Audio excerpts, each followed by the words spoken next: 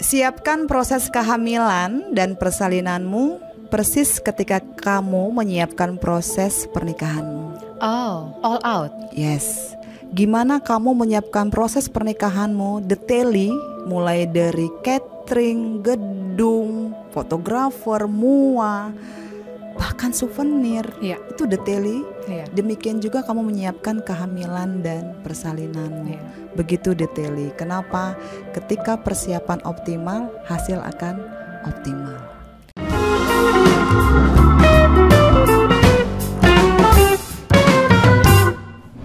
Halo sahabat Lampung Pos, apa kabar? Wah, senang banget nih kita ketemu lagi dalam podcast Ayo Sehat Lekas Berobat. Pada episode kali ini saya sudah kedatangan tamu yang cetar membahana, guys ya. Dia adalah seorang ibu bidan sekaligus juga dosen kebidanan Poltekkes Tanjung Karang, Marlina Turnip. Yes, selamat datang. Selamat datang. Saya memanggilnya Kakak Marlina ya. Yes. Saya ingin mengakrabkan diri dengan beliau. Jadi saya manggilnya Kakak aja ya. Karena beliau adalah bidan, maka kita akan membahas hari ini tentang kesehatan ibu hamil. Yes. Temanya adalah ibu hamil sehat, anak lahir sehat ya. Jadi sangat penting bagi ibu hamil untuk memperhatikan kesehatannya. Apa kabar Ibu Bidan? Wawai. Wawai, cantik sekali pagi ini. Yes. Terima kasih sudah hadir ya Kakak Terima Marlina. kasih sudah mengundang saya. Yes. Di podcast hari ini. Iya. Luar biasa dapat kesempatan untuk mengedukasi Iya. ibu-ibu hamil lewat Iya. media sosial ya. Iya. Terima kasih banyak. Ibu bidan satu ini mungkin sudah banyak yang mengenal ya, karena dengan tiup-tiup dengan teknik-teknik tertentu gitu ya, itu melambungkan pamornya ibu bidan ini. Jadi memang Lampung Pos sangat beruntung datangan ibu bidan Marlina Turnip. Yes, sama-sama Baik. beruntung ya. Sama-sama beruntung. Oke. Yes, saya juga sangat beruntung sekali bisa mengedukasi, nggak cuma yang wilayah Bandar Lampung dong Iya, ini. betul. Cakupannya ya. Ini sampai ke bisa. Itali, sampai ke Roma Wah, juga. keren. Sampai ke seluruh. Ya, tolong nanti kalau ada linknya di-share ya, teman yang di Roma di Italia. Nanti kita share. Kenapa? Karena untuk edukasi itu nggak mudah mendapatkan. Yes. Karena tidak semua bisa mengedukasi dengan maksimal. Iya. Kak Delima begitu. Baik. Kita sebagai perempuan ya, itu sudah pasti setelah menikah yang diharapkan adalah segera hamil. Jarang banget ada orang menikah hamilnya ntar dulu. Mungkin di luar negeri banyak, tapi kalau untuk di Indonesia Masih ya. kebanyakan itu ingin cepat-cepat hamil. Bahkan Betul. tadi katanya teman kita ada yang baru menikah sebentar tapi karena ingin cepat-cepat hamil sampai bayi tabung ya Iya, gitu ya, dan betul. untungnya berhasil.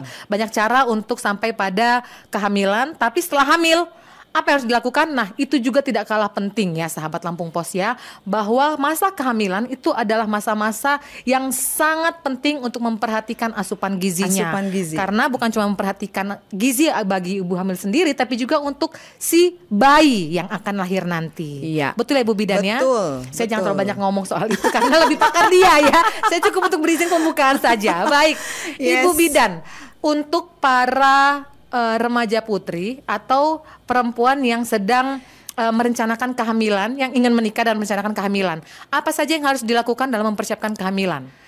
Ini yang menjadi poin penting untuk calon ibu ya, Iya. remaja putri ini yang utama. Kenapa?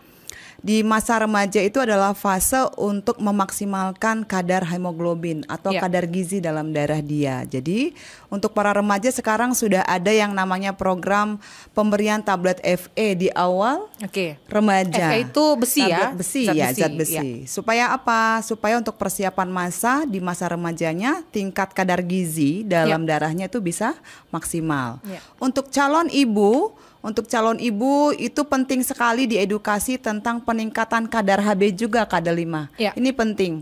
Supaya apa? Pada saat proses kehamilan berjalan di hari awal itu tidak terjadi penurunan kadar HB-nya atau Ya. hemoglobinnya. Oke. Bagaimana cara memaksimalkannya terutama di pola makan. Oke. Jadi untuk ibu-ibu, calon ibu dan ibu hamil di trimester pertama Yes. itu pola makan tidak hanya asal kenyang, tapi harus yang bergizi. Contoh nih, Iya. makan mie ayam kenyang nggak nih Kak Delima? Kenyang, yes, tapi nggak ada tuh kadar gizinya yang optimal di dalam. Jadi menu piringku yang sudah disesuaikan oleh dari Kementerian Kesehatan itu kandungannya ada karbo, ada protein hewani nabati, kemudian serat, lalu air. Oke. Ini penting air putih. Kenapa?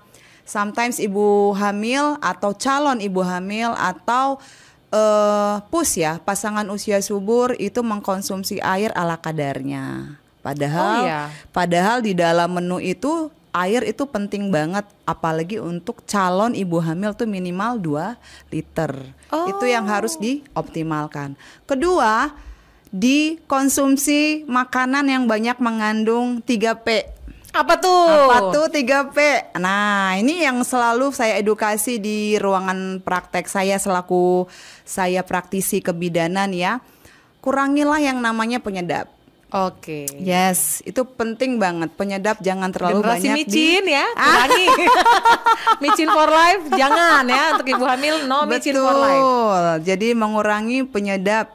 Jangan menjadikan generasi micin untuk Indonesia Emas 2045 ya. Gak cocok ya Kak ya? Enggak masuk slogannya. Okay. P yang kedua yang selalu Bu Bidan selalu warning nih ke teman-teman. Apa ya? Pengawet sayang. Nah, ini pengawet nih yang paling banyak dikonsumsi ibu-ibu dan calon ibu hamil. Kenapa pengawet Bu Bidan? Begitu konsumsi berlebihan pada pengawet akan menyebabkan kadar gizi pada ibu hamil tidak akan bisa maksimal. Kenyang tapi tidak berisi. Karena berisinya dengan pengawet. Terakhir itu adalah pemanis. Yang sering kita temuin di sepanjang jalan banyak pemanis ya. Es krim.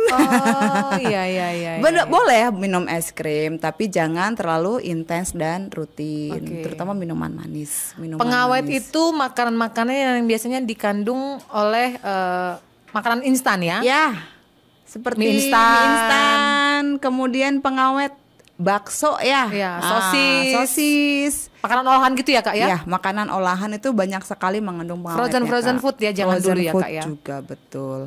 Satu pesan ibu bidan ketika kita ketemu ibu hamil di trimester 1 nih, kurangi yang namanya makanan olahan mentah. Seperti? Lalapan.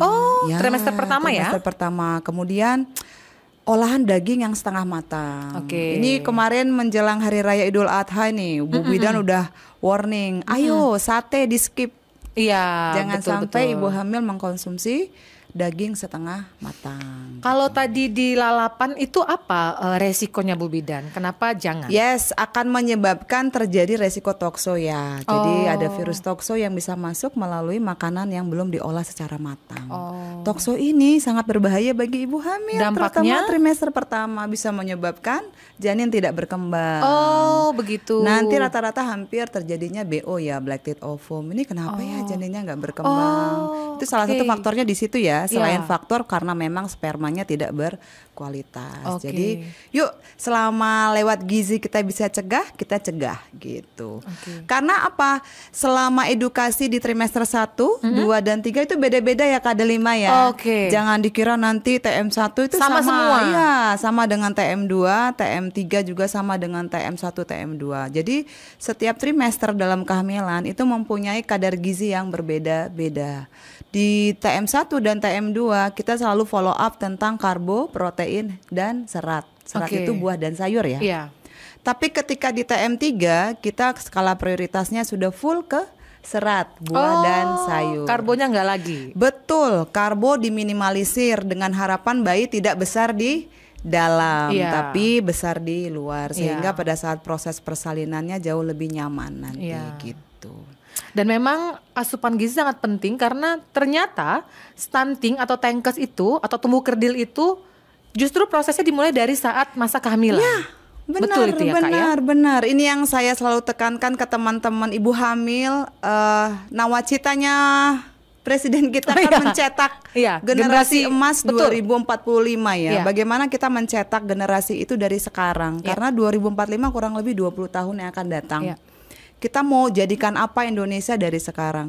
Kalau mama dan papanya menginput makanan yang banyak mengandung apa tadi 3P, masih inget ya? Pemanis. Ayo ada GA-nya ya, ada GA-nya giveaway-nya ya. 3P apa tadi? Apa tadi ya? Pemanis, pengawet, penyedap itu akan menjadikan generasi next akan menjadi generasi stunting juga ya. Kenapa? Kita berpola makan yang penting lidah gua enak. Yang penting lidah gua kenyang. Banyak tuh Kak Delima saya menemui ibu hamil, Bu, saya nggak bisa makan sayur. Bu, saya nggak bisa makan ikan. Oke, kalau begitu, begini sayang, ubah pola mindsetmu bahwa kamu ibu hamil. Iya. Ketika kita bicara ibu hamil, kita nggak bicara mau gue, tapi butuhnya gue apa untuk janin gue gitu. Jadi ibu-ibu hamil, yuk kita berpola ketika ibu-ibu sedang hamil itu adalah, oh gue butuhnya protein, gue butuhnya serat, sayur dan buah. Jadi nggak bisa lagi ngikutin mau gue ini sekarang bakso nih, mau gue ini sekarang mie ayam nih. Bakso, pemenuhan sosis. gizinya tidak optimal, sehingga itu dapat yang mencegah stunting tadi ya Kak Delima ya. Harapannya begitu. Kalau teman-teman yang sudah periksa hamil dengan nakes, baik itu bidan di puskesmas, bidan di praktek atau di dokter, itu biasanya sudah dapat buku KIA ya. Buku pink itu. Di buku pink itu ada yang namanya nutrisi untuk ibu hamil. Kalau teman-teman bisa lihat itu ada tabelnya, Masya Allah tuh teman-teman, itu tabelnya luar biasa. Itu isinya cakupan gizi ibu hamil mulai dari karbohidratnya. Oh, perinci ya Kak, detail perinci, detaili, sedetail itu loh pemerintah membuat buku pink ini, buku kesehatan ibu dan anak ini supaya teman-teman ibu hamil tuh nggak bingung aku harus makan apa. Di bawah karbo itu ada protein hewani, di bawah protein hewani ada nabati, kemudian buah, serat dan air putih 8 sampai 12 gelas sehari. Kalau itu diikuti, mudah-mudahan generasi kita menjadi generasi yang tadi tidak stunting dan tidak apa ya istilahnya Kak Delima nih baru saya dengar nih, kerdil ya. Tumbuh kerdil. Tumbuh kerdil ini ya, karena kita kalau di bidan fokusnya bahasanya hanya stunting ya. Ini unik juga karena definisi stunting nggak cuma kerdil ya Bapak Ibu, halo Bapak Ibu. Tidak hanya cuma kerdil tapi daya tangkap kita yang mau kognisinya ya Kak, kognitifnya. Jadi kita harapkan anak kita nanti mempunyai daya tangkap yang maksimal sehingga tidak menjadi generasi yang generasi micin ya. Jangan sampai begitu. Dan selain itu tadi soal pemanis ya Kak ya. Minuman-minuman berkarbonasi, bersoda itu kan tinggi banget ya gulanya banget. Jadi memang bagaimana Kak? Jadi memang dikurangi. Excuse-nya, dikurangi. Ya dikurangi. Gitu ya, masih boleh sedikit-sedikit. Boleh, jangan sampai nanti ibu hamil 9 bulan tersiksa juga ya. Tersiksa amat gue jadi ibu hamil gak bisa apa-apa ya. Masih jadi boleh. itu boleh, tapi ditakar. Example begini ibu-ibu, hari Minggu ini saya sudah mengkonsumsi soda dengan yang manis. Contoh, kita sebut brand apa, X lah. Hari Minggu, kalau ibu-ibu pengen lagi ya kurang lebih 2 minggu lagi gitu deh. Gitu. Jadi dalam sebulan tuh 1 sampai 2 kali. Dan takarannya ya standar lah, nggak nyampe aja. 200 cc ya. 200 dikit dong ya. Hanya dikit. cc loh. Itu dikit banget itu kalau digelasin itu ya. Dikit. Kenapa? Jangan nanti kira boleh 1 botol, nggak boleh. 1 botol lebih dari 200 cc. Betul. Saya sudah menemukan banyak ibu hamil yang mengkonsumsi over di bagian konsumsi soda ya dengan yang manis. Itu hampir semua at the end kehamilan air ketubannya sangat tidak berkualitas. Berpengaruh sekali Kak. Makanya saya selalu warning, yuk kita konsumsi yang sehat saja agar kehamilannya sehat. Kalau kehamilannya sehat, mudah-mudahan deh ketika si bayi lahir dia tumbuh kembangnya juga sehat, daya fisiknya juga bagus, tidak mudah sakit, tidak gampang terkena batuk pilek ketika fisik si adik sehat. Apalagi kalau sudah full ASI. Dan satu, Kak Delima, ketika ibu hamil menjaga pola nutrisi selama kehamilan, itu luar biasa ASI, produksi ASI-nya di masa menyusui.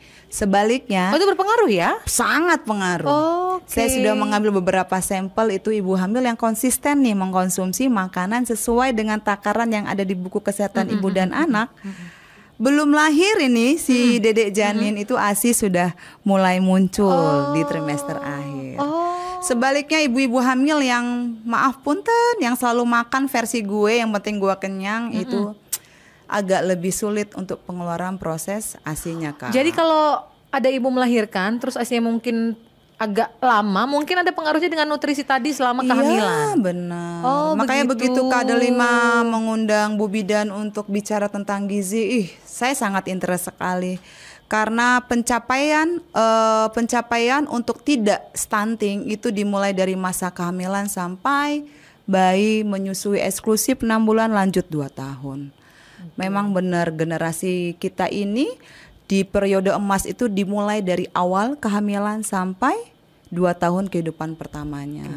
Jadi jangan dikira ibu-ibu saya memberikan gizi maksimal pada bayi ketika bayi kita di luar, no, tapi di dalam sudah dimulai dari dalam dimulai dari kandungan. Apalagi sekarang nawacita beliau yang mau generasi emasnya itu dimulai dari remaja Kak Delima. Makanya sekarang kita termasuk dosen-dosen Poltekkes Tanjung Karang ini mengedukasi remaja di level SMA, sekolah menengah atas, untuk selalu konsisten dalam gizi, terutama konsumsi tablet FE-nya. Jangan sampai kena anemia. Betul, karena begitu anemia itu sangat mencengkram remaja sama ibu hamil, itu sangat mengganggu sirkulasi pada pertumbuhan janinnya. Hampir semua, dan ini ada risetnya, ibu yang mengalami anemia itu mengalami kejadian BBLR Kak Del. Apa itu? Bayi berat lahir rendah. Yang rendah itu berapa kilo itu Kak? Di bawah 2,5. Gitu. Jadi normal bayi lahir tuh 2,5 sampai 4 kilo ya. Jadi under itu berarti dia BBLR lebih dari 4 kilo, berarti bayinya bayi besar atau bayi makrosemia, bayi besar. Dan semua ada resikonya masing-masing tuh ya Kak ya? Iya, dan gizi itu memegang peranan penting Kak Delima. Jadi hati-hati, TM1, TM2 dan TM3 pola gizinya beda. Jangan disamakan. Karena TM1 kita semangat di protein dan karbo. Ketika di TM3 jangan disamakan porsi karbonya lagi, karena di TM3 kita sudah fokus ke protein dan serat saja. Apalagi kalau punya suami yang besar, bakat, anaknya kemungkinan berbakat besar juga. Hampir persis sama. Itu pengalaman pribadi saya sebenarnya Bu Bidan. Benar. Jadi teman-teman sahabat Lampung Pos, tiap trimester ketiga itu dokter saya itu udah ngomong, ini papanya gemuk dan anaknya sepertinya bakat gemuk juga. Jadi saya itu memang Bu Bidan di trimester ketiga itu sudah nggak makan nasi kalau malam. Karena itu tadi mencegah Betul. Jadi untuk TM1 dan TM2 ibu-ibu bisa mengkonsumsi karbo itu 6 porsi, kemudian protein nabati dan hewani itu 4 porsi sampai 6 porsi, kemudian seratnya itu 4 sampai 6 porsi. Tapi ketika di trimester ketiga kita fokus ke protein dan seratnya saja ya. Karbonya itu ala kadarnya, terutama untuk TM3 bayi yang sudah mendekati usia minimal untuk lahir. Jadi tadi Bu Bidan sampaikan, bayi bisa lahir ke dunia kalau 2,5. Jadi kalau di 36 minggu teman-teman bayinya sudah over dari 2,5, stop yang namanya karbo. Karbonya dikurangi, terutama yang turunan Kak Delima, tepung ya. Tepung ini bahaya nih, terdapat di depan mata selalu. Contoh gorengan. Dan enak-enak nggak sih ya? Bakwan ya, tahu gunting. Gorengan. Kedua itu yang paling sering adalah roti Kak Delima. Benar, itu enak banget sih memang. Roti itu memang sangat menggoda, tapi itu sangat mempengaruhi di pola makan ibu di detik-detik mau launching babynya. Justru malah jangan. Stop. Kalau 36 minggu saya sudah warning ke ibu-ibu yang periksa sama Ibu Bidan. Nah, mana ibu-ibu yang periksa sama Ibu Bidan? Aku dimarahin makan roti. Betul. Roti itu adalah salah satu upaya peningkatan BB yang sangat signifikan. Dan es krim bukan sih? Iya, itu yang gula ya. Ini kita bicara yang karbo dulu. Oke. Karbo yang ketiga itu gandum. Gandum juga ya? Iya, mie ya ibu-ibu, kalau mie ya diminimalisir. Kalau bisa 36 minggu tuh nggak bisa lagi, nggak makan lagi. Bahkan saya punya appointment sama ibu-ibu yang hamil Kak Delima. Nanti kalau kamu udah lahir Mbak, saya pesenin deh mie ayam 6 porsi deh. Demi memenuhi hasratmu supaya nggak makan gorengan mungkin saya bisa tahan, tapi kalau nggak makan mie itu emang berat banget gak sih? Mie loh, ya ampun, aduh emang itu berat memang itu. Iya, tapi memang harus ditahan supaya apa? Proses kelahiran bayi besar itu berbeda dengan proses kelahiran bayi yang normal. Kenapa? Akan menimbulkan trauma. Ketika ibu menimbulkan trauma yang berkepanjangan dalam proses persalinan, akan membuat pola asuh asih kepada si kecil akan menjadi mood booster ya. gitu ya. Mempengaruhi baby bluesnya juga. Ketika proses persalinan penuh dengan trauma, ibu hamil yang tadinya gizinya bagus, even dia mantep nih gizinya, ASINya tetap udah bisa keluar, dengan memiliki trauma akan memiliki pola asuh, pola mendidik, pola menggendong pun akan beda dengan jadi ibu nutrisi yang sampai juga mempengaruhi ke baby blues juga ya, Iya, resiko baby blues. bener, iya Kak. iya iya. Jadi KD5 gizi itu Segitu pentingnya ya ternyata ya. banget. Rentetannya kemana-mana ternyata. Makanya saya begitu KD5 bilang, kita bilang gizi, yuk berangkat. Kenapa? Yang lagi viral sekarang tuh ada ya, sampai dia memiliki bayi kembar, Iya, yang barusan kan. memiliki depresi postpartum yang berkepanjangan, itu bisa jadi menjadi momok yang menakutkan juga ya bagi ibu-ibu. Akankah saya seperti itu? Itu berawal dari proses kehamilan tadi. Di proses kehamilan yang sehat, yang bahagia, otomatis akan berpengaruh ke posisi pasca melahirkan ibu, sehingga mencegah terjadi baby blues. Dan memang baby blues ini bisa dialami oleh masyarakat di semua kalangan ya Kak ya. Nggak hanya yang menengah ke bawah, tidak memandang pendidikan. Iya, bahkan yang memang well educated, terus juga memang dia pengetahuannya luas, dia punya jabatan, dia punya pekerjaan bagus, lingkungannya luas, tapi juga memang bisa terserang oleh baby blues ini ya. Makanya kalau salah satu faktor utama ketika gizi di kehamilan baik dan optimal, ketika optimal menemui provider yang tepat, ini juga penting KD5. Sometimes kita ketemu provider yang tidak mengeducate ya, tidak mengedukasi kita. Ini pola makan gue udah benar belum ya gitu. Dan itu penting bagi ibu-ibu menjadi ibu hamil yang cerdas tadi. Jangan menjadi ibu hamil yang well done, saya sudah periksa selesai, tapi harus diedukasi ke diri kita juga. Ini gue udah periksa hamil sampai sejauh ini, edukasi apa yang sudah saya dapat dari provider saya, itu penting banget. Jadi jangan menjadi ibu hamil yang well done ya ibu-ibu ya. Sudah deh gue udah periksa, yang penting gue aman. No, itu sampai ke edukasi gizinya, sampai persiapan menyusuinya, even sampai ke berat janin. Kenapa? Ketika berat janin optimal, mudah-mudahan di proses persalinan pun akan menjadi lebih baik ketika di prosesnya tidak mengalami trauma yang berkepanjangan begitu, sehingga mengurangi terjadinya baby blues tadi. Sebenarnya semua ibu melahirkan akan mengalami baby blues KD5. Oh ya? Yes, ada tingkatannya, ringan, sedang, dan yang tingkat tinggi. Jadi semua ibu melahirkan tuh mengalami. Indikasinya apa sih baby blues itu? Kak? Baby blues itu ketika dia melahirkan bayinya itu dia mengalami yang namanya feeling, aku bisa nggak ya menjadi ibu buat anakku? Aku bisa nggak ya menyusui? Itu udah kategori baby blues, sudah. Jadi dia sudah masuk yang kategori ringan. Aku bisa nggak ya menyusui? ASIku sedikit, gizi anakku bisa nggak ya terpenuhi gitu. Kalau gizi ibunya kita keep dari awal kehamilan tadi, mudah-mudahan Kak. Jadi ketika dia diproses menyusuinya lebih bisa optimal, sehingga ASI tetap mengalir walaupun rasa yakin tidak yakinnya untuk memberikan menyusuinya ada, tapi kan ASINya tetap keluar karena gizi dari awal kehamilannya sudah terpantau gitu. Itu pentingnya teman-teman ibu hamil mempunyai connecting dengan providernya. Ini jangan sampai tidak nih. KD5 nih dulu 4 kali loh KD5 ini mengalami proses 4 kali. Saya 4 kali melahirkan. Apakah KD5 itu punya connecting dengan pemeriksanya, providernya? Itu penting sekali. Karena apa? Ketika kita punya connecting dengan provider kita, dokter maupun bidan kita, mudah-mudahan kita dapat ongoing goal persalinan kita seperti apa. Ketika saya pertama kali dengan ibu hamil bertemu, saya selalu tanyakan, goal persalinanmu seperti apa Mbak? Mau yang slow motion, mau yang gerasa-gerusu, mau yang kayak di sinetron? Teriak-teriak. Ada opsi-opsinya ternyata. Iya benar, karena goalnya akan saya sesuaikan dengan apa yang keluarga mau. Ayah dan ibu mau goal persalinan seperti apa. Bu, saya mau anak saya sehat. Bu, saya mau anak saya nanti cerdas.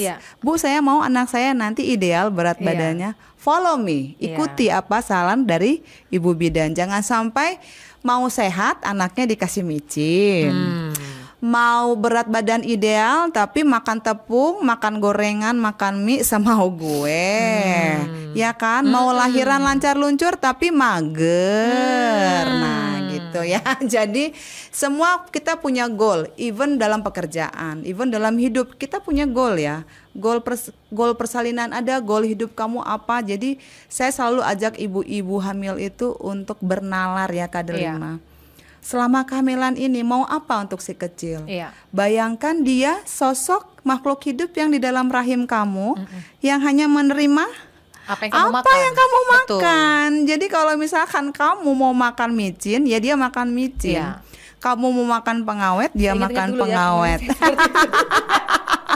Kalau dia mau makan yang namanya pemanis, dia akan makan pemanis. Tidak ada satu janin pun di dunia ini yang bisa request. Iya, betul. Tak ada. Kalau sampai ada janin yang request, kabur itu ibu hamil. Hah, ada suara dari perut saya request. Apakah ini kenapa? Justru itu yang mau saya sampaikan ke teman-teman. Berikanlah gizi terbaik selama masa kehamilan untuk menghasilkan goal kamu apa. Makanya Kak, sebelum saya edukasi tentang gizi, saya tanyakan dulu ke pasangan, ke orang tuanya. Si suami juga ya? Betul. Karena dia adalah support system juga. Support system itu ada di suami. Jadi suami dan istri, ayah dan ibu saya tanyakan, goal persalinannya apa? Goal kehamilannya apa? Kalau mereka belum punya goal, saya minta cari dulu. Oh, yes, biar kita sepakat dan sejalan. Ala-ala Pak Pendeta gitu ya. Kakak ini tanyakan dulu goal hidupnya apa gitu ya. Kayak tokoh agama ya, Ibu Bidan ini ya. Jadi itu pasangan penting. Harus tahu persis goalnya apa dalam hidup. Sampai ketika satu waktu ada pasangan yang penting sehat lah Bu. Oh no, big no. Kalau kita hanya melahirkan generasi yang sehat saja, tidak perlu menjadi orang tua. Tidak perlu menjadi orang tua untuk menghasilkan generasi sehat. Orang tua itu adalah label yang SK-nya langsung dari pencipta. Ya, kalau kata pencipta kamu nggak layak jadi orang tua, nggak bakalan jadi orang tua. Makanya tadi di awal podcast kita, Kak Delima bilang ada yang program bayi tabung, ada yang pengen mengusahakan punya anak. Kalau kata penciptanya belum, ya belum. Dan itu SK langsung dari yang di atas. Kamu menjadi orang tua tidak hanya menjadi penumpang rahim saja, tapi menjadi pengampu si kecil. Kayak lagi dengar kultum ya. Betul. Makanya saya lagi benar-benar mengedukasi ibu-ibu tentang gizi ini. Luar biasa Kak tantangannya, karena di kiri kanan, depan belakang, tukang gorengan, es krim, seblak, dan selalu menjadi tren ketika kita ada makanan baru, berbondong-bondong, ada donat baru, ada mie itu loh baru loh, yang pedas-pedas yang murah enak katanya. Itu tantangan khusus jangan buat ikut-ikutan kita. Ya ibu hamil. Betul. Ya. Makanya kita punya tadi Kak, goal kehamilanmu apa? Fokus pada goal itu. Yes, ketika goal kehamilannya mau apa, Bu Bidan, contoh, saya mau jadi pelaut nih. Oke, saya arahkan kamu jadi pelaut ya. Saya kasih nih perahu, saya kasih jala, saya kasih sampan. Tapi yang punya badan ke bambu kuning Kak Delima, gimana tuh? Nggak matching. Begitulah kalau misalkan goal persalinan, goal kehamilannya didapat, kita upayakan kita arahkan. Yang satu pasti ada kemauan dong. Dari mamanya. Jangan sampai nanti mamanya memang kunci ya. Mamanya emang kunci. Ketika mama menghasilkan well educated, jadi pendidikannya bagus, pola sosialnya bagus, tapi ibunya yang tidak mau, itu akan menjadi sulit. Makanya di setiap tatanan pelayanan kesehatan kita punya yang namanya kelas ibu, Kak Delima. Baik di puskes, baik di praktek seperti Bu Bidan, kita semua punya kelas ibu. Kalau di puskes ada kelas ibu hamil ya, itu jangan dilewatkan teman-teman ibu hamil dimanapun berada. Kalau di Bu Bidan ada kelas prenatal yoganya, semua di dalam ada well educated tentang gizi ibu hamil. Pentingnya. Pas Bapak belum ada ya? Itu ada dong. Ada dong. Bapak-bapak penting loh. Juga dapat pengetahuan, edukasi tentang pentingnya menjaga asupan gizi ibu hamil. Iya, karena beberapa kasus ini nih bapak-bapak. Malam-malam istrinya diajak makan mie ayam ya. Mah lapar nih. Ini bukan ini lebih kepada agak-agak pelit ya kalau yang ini ya. Bukan ini tutup. Aduh, saya punya nih. Teman-teman sambil curhat nih Bu Bidannya. Ada tuh bapak-bapak yang pelit. Aduh, Kak Delima ngomongin pelit ya. Jangan kesana dong. Jangan ya. Nanti kameranya dimatiin, gua kesana terus. Sini sekali-sekali. Jangan. Tapi puji Tuhan deh, alhamdulillah Bu Bidan ketemu bapak-bapaknya yang royal ya. Saking royalnya yaitu istrinya minta apa aja dikasih. Iya, sampai pada titik ketika ketemu bayinya besar saling salah ya. Papa sih beli mie ayam malam-malam. Ya mamanya juga yang minta. Nah kata ya. Jadi saya selalu bilang ke teman-teman, ini penting Kak, di trimester ketiga sering-seringlah bertemu providernya, supaya berat janinnya seminggu terpantau. Sekali nggak sih Kak kalau misalnya mau trimester ketiga udah ya? Betul, sudah seminggu sekali ya ibu-ibu. Jadi kalimat yang selalu Bu Bidan sampaikan ketika ibu-ibu sudah hamil, halo ibu hamil, tidak ada ibu hamil hari ini hamil besok lahiran. Tuhan kasih waktu kita 40 minggu atau 9 bulan. 280 hari sudah Tuhan berikan waktu kepadamu untuk kamu berproses, mempersiapkan tubuh, mempersiapkan gizi optimal untuk janin. Jangan sampai kita dikasih waktu 280 hari tapi berleha-leha. Makan sayur nak, nantilah. Buahnya mana? Nantilah. Waktu terus berjalan. 280 hari bukan waktu yang sebentar. KD5 tidak ada orang hamil minggu ini minggu depan lahiran. Tidak ada orang hamil hari ini besok lahiran tuh enggak ada. Semua dikasih waktu selama 9 bulan atau 40 sampai 42 minggu. Yuk optimalkan gizinya di situ. Jangan juga sampai memenangkan egonya pengen, nggak boleh egois ya. Ya, aduh nggak bisa Bu, nggak ketahan. Saya pokoknya maunya ini, tak bisa lagi kita bicara ego. Kehamilan itu proses belajar menjadi ibu yang sabar. Oh my God, quote of the day ya. Bicara soal buah tadi, apakah durian itu boleh dimakan oleh ibu hamil? Yes. Boleh dalam porsi yang sedikit. Kalau di hitungan batu berapa batu tuh misalnya? Dikit amat. Iya. Dikit amat ya. Ini ceritanya KD5 mau hamil lagi. Enggak dong, terus mau makan durian 5 gitu ya. Saya yakin ini para penonton sahabat Lampung Pos itu banyak juga yang seperti saya, penyuka durian. Dan memang saat hamil itu tantangannya adalah kalau saat musim durian tuh agak-agak ngeri-ngeri sedap nggak sih? Boleh nggak gitu ya. Kebetulan saudara saya itu memang ada, dia juga penyuka durian dan dia sedang hamil, dia menahan diri, dia tidak menyentuh durian sama sekali gitu ya. Jadi ada beberapa tipe karakter ibu yang makan satu durian saja sudah kontraksi Kak. Ada tipe ibu yang makan satu bundel durian itu nggak ada. Saya satu buah nggak apa-apa. Makanya. Tapi jangan dicontoh ya, beda-beda. Karena beda-beda. Jadi saya bilang gini ke teman-teman kalau yang periksa hamil ke saya, Bu, saya boleh makan durian. You must try first. Coba aja dulu. Karena pain tolerance-mu sama durian itu beda, sama pain tolerance ibu ke durian itu beda-beda. Coba aja nggak apa-apa. Kalau satu is okay, aman, konsumsi. Tapi jangan sampai kamu konsumsi berlebihan gitu. Ada yang makan sampai 2 gondol juga selama kehamilan. Gue sehat-sehat aja Bu, dan itu tidak bisa ditakar. Sepertinya KD5 begitu ya. Ya saya satu buah nggak apa-apa, baik-baik aja ya. Iya, baik-baik aja.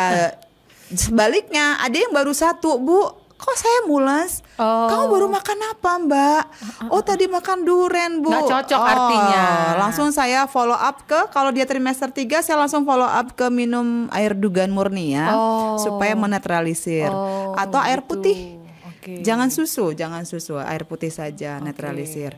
Pun nanas Kak. Oh iya, nanas. Ya, nanas pun begitu. Ada yang 1 gigitan itu sudah mules. Saya gagal kontraksi. Walaupun mateng. Yes. Ada yang sampai 1 bondol itu habis untuk dia tidak bersama batang tengahnya. Itu aman-aman aja. Tidak sama kulitnya juga maksudnya ya. Tidak sama kulitnya juga.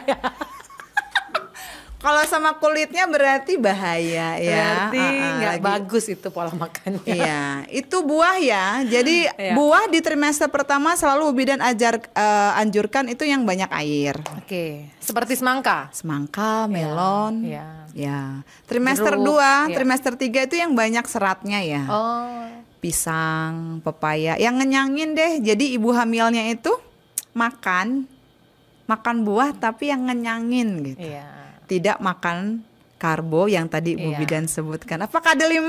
Iya. tepung, Gandum. gandum. Gue lagi diuji nih kayaknya sama Bu dosen ini nih.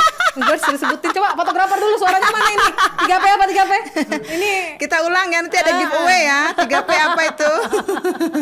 giveaway-nya nanti boleh yoga ya di tempat Ibu Bidan Oh iya, Bu Bidan ada Nanti yoga tiap Gretong hari ya. Sabtu Minggu.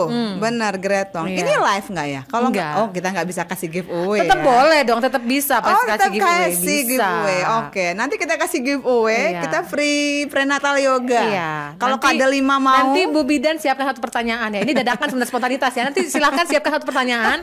Kalian nanti tuliskan di kolom komentar ya. Aduh, nanti hari ini podcastnya gila-gilaan ya. Nanti akan kita tayangkan di YouTube, di Instagram. Kalian tuliskan ya di kolom komentar jawabannya. Oke, belum sampai ke situ tapi Belum sabar sampai, ya, sabar. Simak sabar. dulu ini Simak materinya dulu. ya.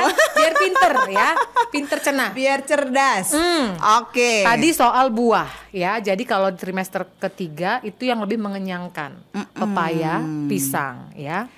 Include tadi yang disebutkan kada 5, duren, nanas, kiwi. Kabar bahagia ya, Iya, itu boleh trimester ya. ketiga 36 minggu sudah boleh. Oke. Karena itu adalah buah-buahan tropis yang bisa merangsang kontraksi. Oh, jadi nggak apa-apa. It's okay. Karena trimester ketiga Karena trimester sudah. ketiga dan bayi sudah siap lahir ya. Oke. Jadi mulai diberikan di 36 minggu. Catat Mas. Oh, nanti kalau istri gua hamil berarti boleh makan Cari nanas. istri dulu tapi ya iya, belum ada. Tolong boleh. bantu ya Bu Bidan. Duduk di sebelah Kalau Bu ada Bidan, mahasiswa boleh. mahasiswanya ya. Oh, banyak. Jadi mau Bidan mau. teman-teman di trimester ketiga Ya. itu sudah diedukasi untuk mengkonsumsi buah-buahan tropis seperti yang disebutkan tadi, duren, nanas, kiwi, include kurma. Oh, kurma. Ya, itu boleh untuk dikonsumsi agar merangsang kontraksi alami. Tapi untuk TM1 dan TM2 yang tadi saya sampaikan ya kada 5 tergantung pain tolerance-mu. Yes. Jangan sampai rasanya pengen tapi ditahan sampai ke bawah mimpi.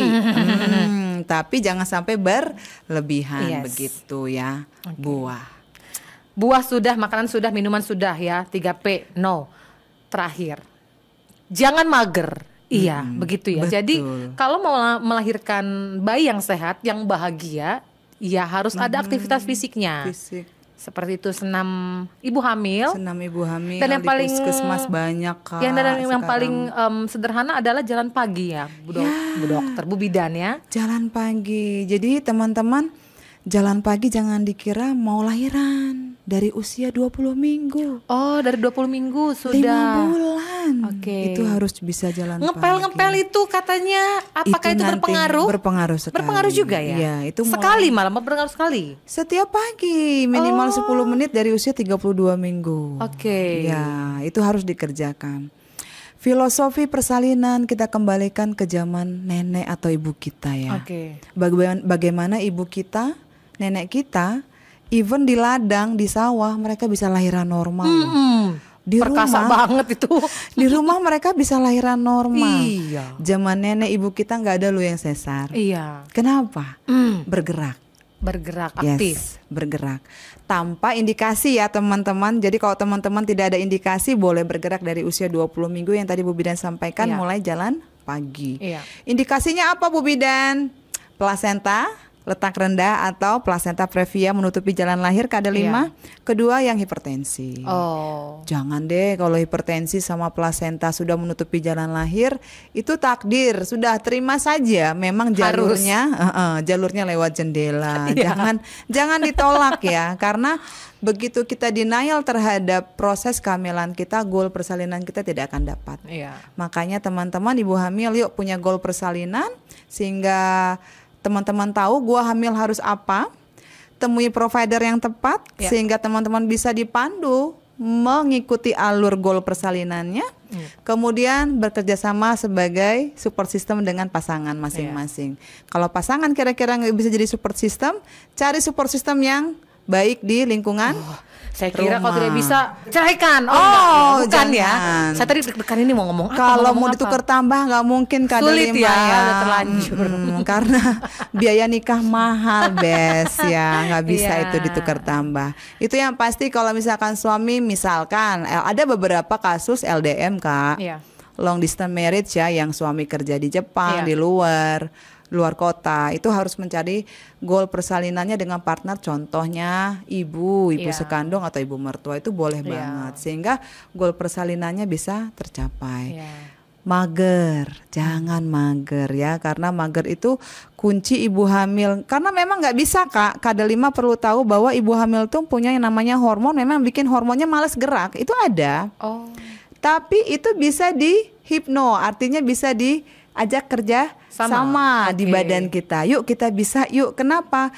Karena ibu hamil tadi kita sampaikan ada berapa minggu ibu-ibu? 42 minggu. Jadi waktu yang cukup untuk mempersiapkan gizi optimal, fisik yang optimal, jalan lahir yang optimal. Jangan sampai selama kehamilan nyiapin lahiran seperti bangun candi semalam. Yes. Begitu Ibu Bidan sebutkan begitu, ibu-ibu hamil langsung nyambung. Oh, berarti nyiapinnya jauh-jauh hari, Bu. Betul. Jangan sampai nyiapin jalan lahir itu dalam waktu semalam. Harus dipersiapkan jauh-jauh hari. Karena Tuhan kasih kita waktu 280 hari untuk nyiapkan jalan lahir. Kita kembalikan filosofi persalinan seperti zaman nenek dan ibu kita. Kuncinya di bergerak. Bergeraknya ibu hamil bukan zumba Kak Delima. Bukan bahaya aerobik, ya, nggak boleh ya. Nanti bisa keguguran. Skipping nggak boleh ya? Bukan juga. Untuk ibu hamil ada yang namanya prenatal yoga atau senam ibu hamil. Monggo dimanapun berada cari tempatnya. Nggak ada tempatnya, ada di YouTube. Iya kan Kak? Iya benar. Kita sekarang sudah tidak dibatasi oleh tempat karena semua sudah serba online. Jadi nggak ada lagi alasan. Bu, di sini nggak ada yoga. Ada tapi YouTube. Ada HP kan, gitu. Ada Android kan? Yes, buka YouTube-nya yuk, mulai kerjakan tipis-tipis gitu Kak. Wih, banyak banget ya informasi yang kita dapatkan ya. Mulai dari makanan, soal ngepel, soal yoga. Keren ya. Jadi banget. memang topik pagi hari ini tuh penting banget ya buat semua remaja putri lah saya bilang ya, bukan cuman buat pasangan muda yang sedang merencanakan kehamilan, tapi juga buat remaja putri yang ingin nanti suatu saat setelah mendapatkan bertemu dengan pangerannya ya, menikah, pujaan hati ya, dan dengan pujaan hati, akhirnya nanti mengandung ya, dan kalau sudah mengandung hamil ya? Tetapkan hamil. Bukan itu mengandung bawang ya? Mengandung bawang nangis dong ya. Sudah hamil, perhatikan asupan gizi dan juga aktivitas fisik yang baik. Supaya ibu hamil bisa bahagia, anak lahir sehat. The last one, please kasih kita statement akhir Kak, closing statement. Closing statement Bu Bidan. Siapkan proses kehamilan dan persalinanmu persis ketika kamu menyiapkan proses pernikahanmu. All out. Yes. Gimana kamu menyiapkan proses pernikahanmu detaili, mulai dari catering, gedung, fotografer, mua, bahkan souvenir. Itu detaili. Demikian juga kamu menyiapkan kehamilan dan persalinanmu. Begitu detaili. Kenapa? Ketika persiapan optimal, hasil akan optimal. Ih, keren banget kali ini, ya ampun. Walaupun dia teman gue, tapi kok keren banget ya hari ini dia. Nanti ya yang dipanggang agak beda. Baiklah, oke, saya nggak nyesel deh ngundang Ibu Bidan ini kalau gitu ya. Ya bener deh, balik modal deh ya pokoknya ya. Informasi banyak banget soalnya ya. Secara saya pribadi juga, saya percaya juga sahabat Lampung Pos juga mendapatkan banyak sekali informasi. Baiklah, terima kasih Bu Bidan. Semoga sahabat Lampung Pos semua yang di sana, baik remaja putri juga remaja pria yang nanti akan menjadi calon bapak ya, informasi ini penting banget buat kita semua supaya kita bisa sama-sama menyiapkan generasi yang berkualitas untuk Indonesia Emas nanti. Juga buat orang-orang tua, jadi support system yang baik, para mertua, para ibu ya yang punya mantu, punya anak yang sedang hamil gitu ya, sama-sama membangun support system yang baik. Juga perhatikan asupan gizi yang tepat, juga aktivitas fisik yang cukup untuk ibu hamil supaya ibu hamil bahagia dan juga lahir sehat si bayinya. Baik, terima kasih untuk kedatangannya Ibu Bidan kami yang cantik dan Pinter banget ya, ini pinter banget Ibu Bidan. Sama-sama. Kalau ada award kan saya mau loh ya mempromosikan dan mengajukan Ibu Bidan. Tapi kita belum ada award, nanti saya akan buat award ya kalau gitu ya. Nanti K5 bikin award khusus untuk Ibu Bidan Marlina Turnip ya. Saya tunggu. Tadi saya bilang akan ada GA ya, giveaway. Buat kalian semua yang sedang hamil boleh nih simak pertanyaan dari Ibu Bidan ini, nanti kalian akan dapat giveaway. Iya, yoga ya, di tempat dia yang agak free. Ya. Pertanyaannya apa nih, Bu Bidan? Keren kan tempat yoga Bu Bidan kan? Oh ya, keren ya. Keren banget. Silakan Bu Bidan kalau mau kasih pertanyaan untuk giveaway. Oke, teman-teman, giveaway dari Bu Bidan. Tadi Bu Bidan sampaikan, yuk kita selama kehamilan mulai mengurangi 3P. Teman-teman tahu nggak 3P itu apa? Sebutkan di kolom komentar. Aduh, mudah banget ya. Kalau saya lagi hamil saya langsung komen nih sekarang ya. Tapi saya tidak hamil lagi. Tapi saya izinkan loh K5 untuk hamil. Saya sangat untuk menanti. kalian aja ya, sahabat-sahabat Lampung Pos ya. Baik, tuliskan di kolom komentar jawaban kalian 3P itu apa. Nanti kalian akan bisa dapatkan kelas yoga bersama Ibu Bidan ya. Berapa kali silakan nanti kontakkan langsung sama beliau ya. Nanti untuk informasi lebih lanjut kita akan informasikan di DM kalian atau inbox kalian ya. Baik, terima kasih Ibu Bidan untuk waktu yang sangat berkualitas ini. Sama-sama K5.